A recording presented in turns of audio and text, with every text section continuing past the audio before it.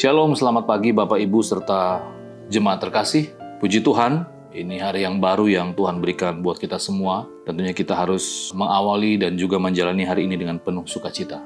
Tidak terasa bahwa gereja kita di bulan depan sudah memasuki ulang tahun yang ke-40. Jadi saya rindu di pagi hari ini kembali akan memulai renungan seri saya berhubungan dengan bagaimana kita yang adalah bagian dari gereja Tuhan, bagian dari tubuh Kristus, harus saling membangun satu dan lainnya.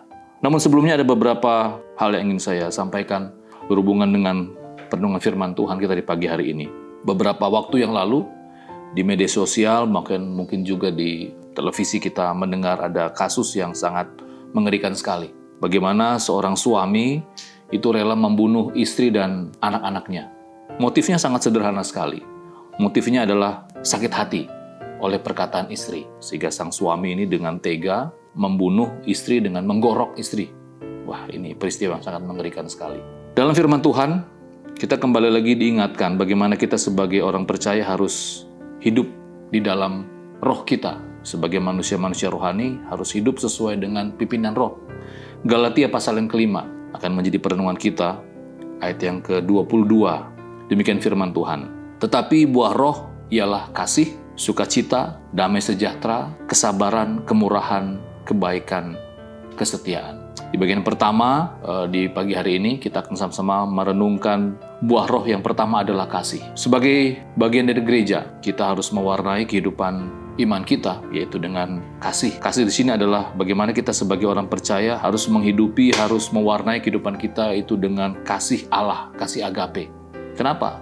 Karena kita adalah orang-orang yang dahulunya adalah orang yang seharusnya binasa, tetapi karena kasih Allah, karena kemurahan Allah, kita diselamatkan. Sehingga seharusnya juga kita menghidupi kehidupan iman kita juga dengan kasih Allah, yaitu kasih agape. Sehingga hal-hal yang membuat kita sebagai bagian dari tubuh Kristus itu pecah atau hancur, seperti perselisihan, seperti gampang tersinggung, seperti tidak suka dengan orang yang satu dengan yang lain, itu dapat kita hindari.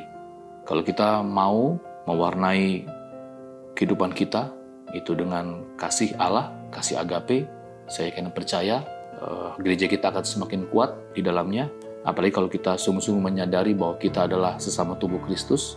Tentunya hal yang harus kita bangun yang pertama adalah membangun hubungan kita satu dan lainnya tanpa memandang status kita, tanpa memandang pendidikan kita.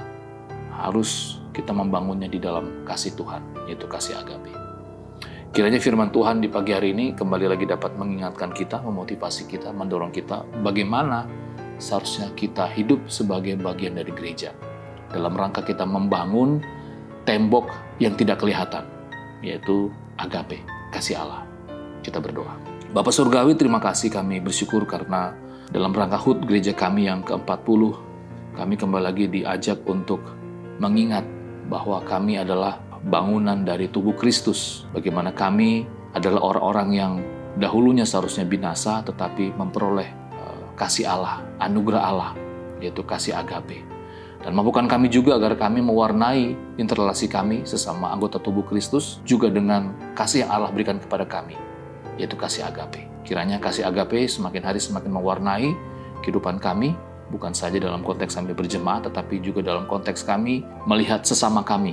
Mampukan kami Bapa agar di hari ini, di dalam setiap aktivitas kami, dalam setiap pekerjaan kami juga mewarnai hari-hari kami dengan kasih Allah, yaitu kasih agape. Di dalam nama Tuhan Yesus, berkati apa yang kami kerjakan dan juga berkati orang yang kami kasihi.